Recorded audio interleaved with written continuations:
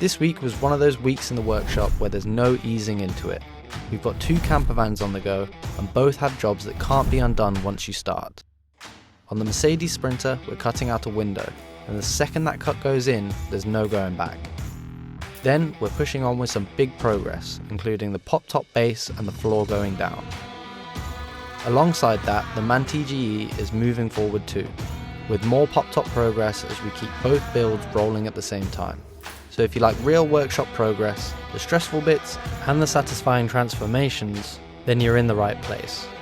This is Worx In Progress, episode 15. It's time for some big changes on 2 of the builds in the workshop this week. Our ATEC pop top roofs have arrived. We'll be sending the top shell and the nose cone to the paint shop to be colour coded. And while they're away, it's the perfect time to get the base plates fitted. The base plate has a drop-in lip for the access hatch. This is where you climb in and out of the roof space. Unlike a lower height van where you cut almost the entire roof off, we'll be keeping the roof structure.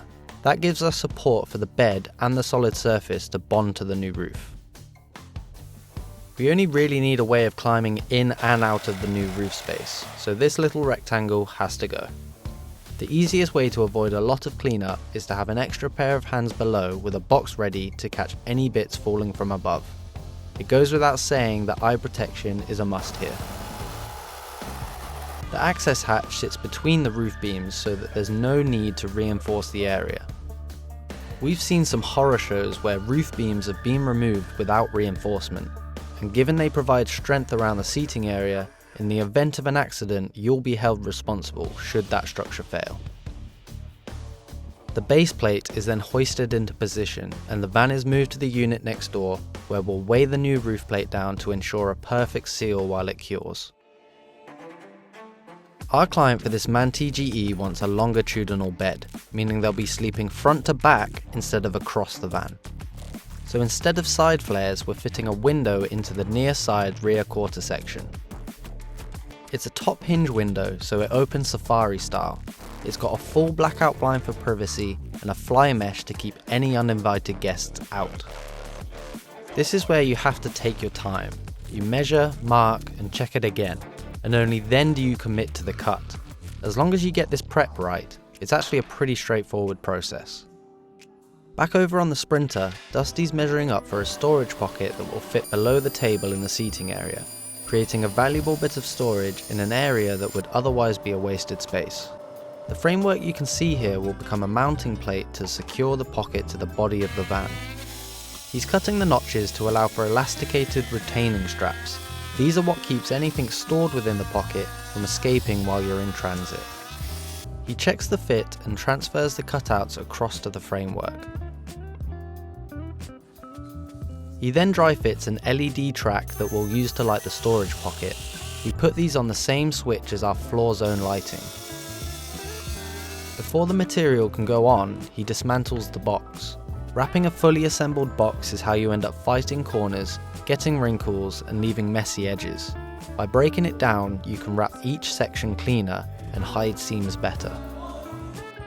At this stage of the build, you can really make a difference to both the look and the utility of your layout by thinking about how you'll use the space once it's finished. Think about where you'll want extra storage for phones and iPads, where you'll want charge points that are within reach, and where your lighting can be purposeful, not just installing lights for the sake of it. The interior panels of the storage pocket are lined with foam-backed Alcantara that's fixed with high-temperature contact adhesive. The Alcantara is an automotive suede, soft and warm to the touch, and instantly levels up that feel of the seating area. The excess is trimmed carefully with a blade, and the material is peeled back where the panels will be joined, allowing a strong bond direct onto the wood.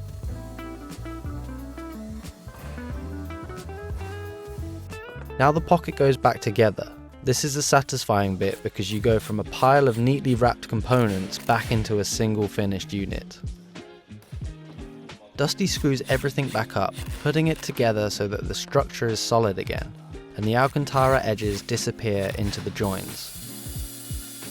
This is exactly the kind of detail that lifts a campervan interior. It's not the biggest job of the build, but it's one of the jobs that you feel every day. And when you combine practical storage, a clean Alcantara finish, straps that actually hold your stuff, and a built-in light, it turns a simple pocket into a proper premium feature. The metal plate for the LED gets secured next. When fitting components like this, we use sealant and superglue. It might sound like overkill, but in a van environment it makes sense. Sealant helps eliminate vibration and prevents rattles, and the superglue gives a fast bond while everything sets.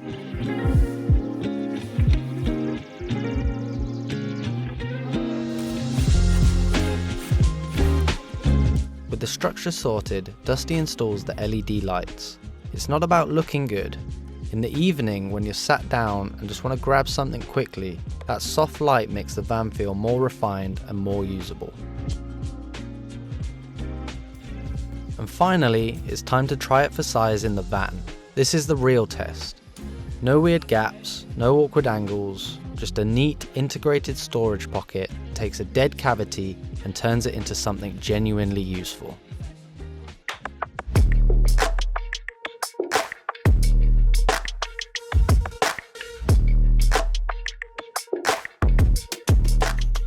It's now time for roof number 2, and this time it's for the MAN TGE.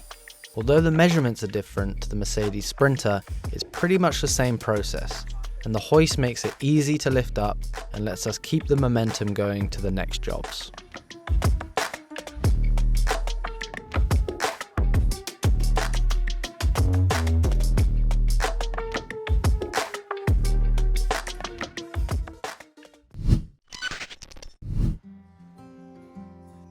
We're now going to lay the LVT floor in the Sprinter.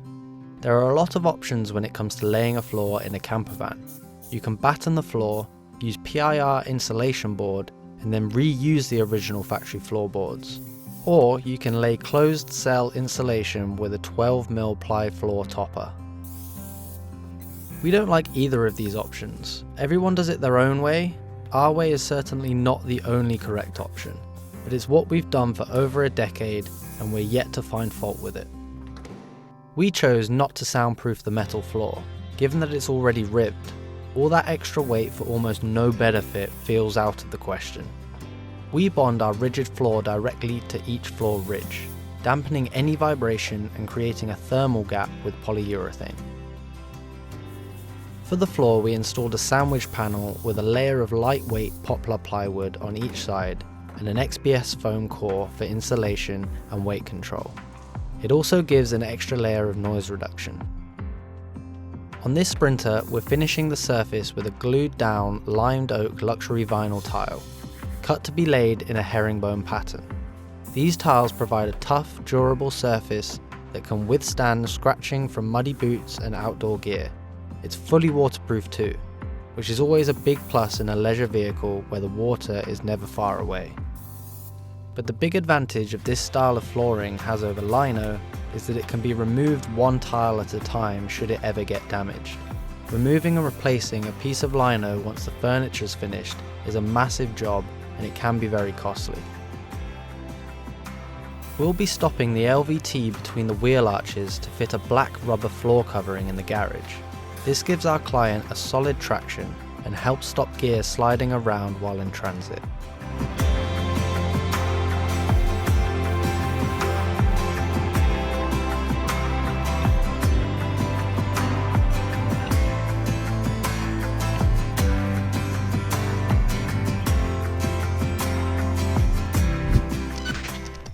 This is another van that's just joined into the mix in the workshop, so we've now got 4 on the go. Now these clients are having something slightly different, which is quite exciting for us here.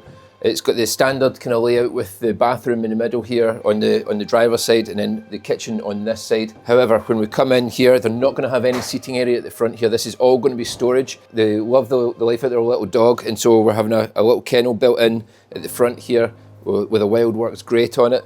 Above that, some storage and some high storage on here. They're going to have a tall cupboard in here with a microwave inside, and then they're going to have pull-out sliding bins like you would have at home one for recycling, one for the general waste. And then moving towards the back of the van is where it gets interesting. We're then going to have a U-shaped lounge at the back here. We're going to have all of our electric stored under one side.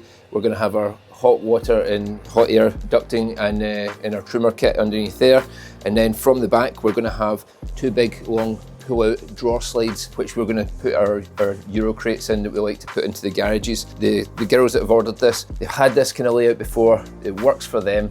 The one thing that they didn't like was having to get out of bed, take everything, all the cushions off, and then try and hold the storage up while they're getting in to get things from underneath. So they wanted easy access, and they're fine to go round the back and open up the doors for it. So this is going to be really exciting, just because it's something slightly different. So we've just started this this week. We've starting to put in the soundproofing, starting to do the insulation and do some mapping out. So this is going to progress quite heavily in the coming week. Moving on to the next sprinter. We've fitted the floor, we've got the LVT down now, we've left a space which we're going to, when we get our furniture and everything in, we'll cut out round about the perimeter nice and neat, and then we'll put in our black rubber floor, and that's going to give a little bit extra traction, stop everything from sliding about, and it'll be nice and easily wipeable in the back there. The top of the roof is on, the base plate, so we've then got the roof panels. Now these are just about to be picked up just now, going to paint shop. They're going to be colour coded to match the van, and when these come back next week, the top shell here, this is going to be mounted on. This comes with big scissor hinge brackets at the back, and they mount directly onto the side of the base plate, so they'll go straight on. Then the canopy goes round about inside a bead channel and just slides round about. It's very easy to attach, and then the front nose cone sitting at the front there, that's the hardest bit to install. So that will get mounted onto the vehicle, get bonded down, some big clumps of polyurethane sealant underneath, and then round about the whole perimeter edge line. We'll need to put a nice bead all the way around and keep it really neat. And that's what's going to make the whole thing look like a factory finish and not something that's been fitted after the fact. When this is mounted, you won't even know that we've been near it until the roof pops up and you can see it. So busy couple of weeks coming up.